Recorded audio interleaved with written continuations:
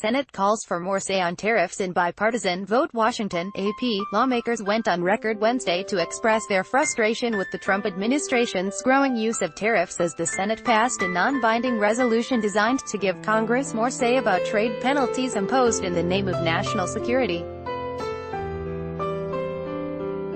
The measure, which passed by an 88-11 vote, directs Capitol Hill negotiators trying to reconcile separate spending bills to include language giving Congress a role when such tariffs are put in place.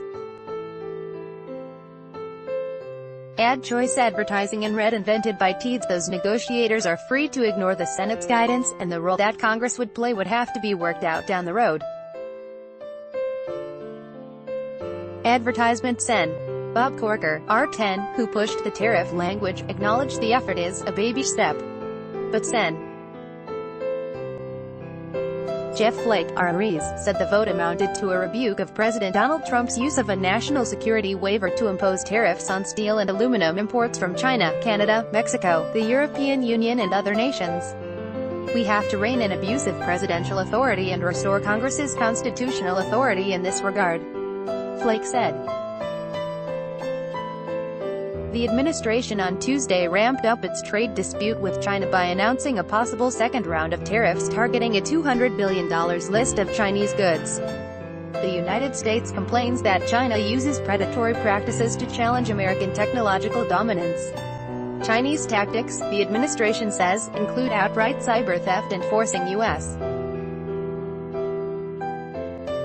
companies to hand over technology in exchange for access to the Chinese market.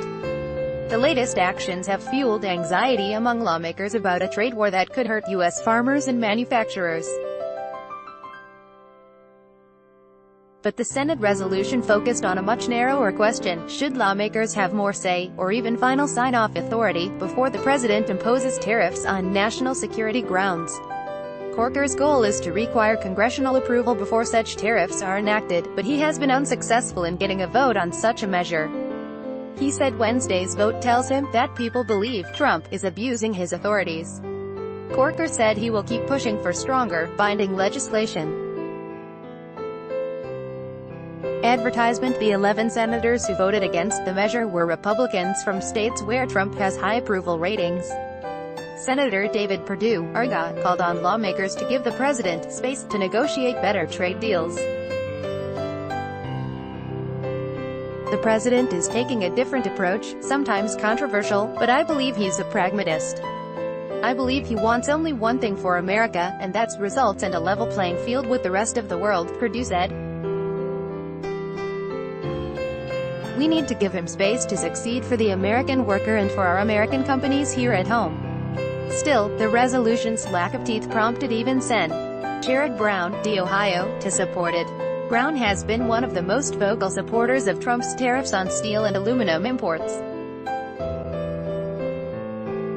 He said he would do everything in his power to defeat any efforts to rescind them, but said he agreed that Congress should have a role when the tariffs are determined. The U.S. Chamber of Commerce urged lawmakers to support Corker's resolution but also pass actual legislation requiring congressional consent for the tariffs.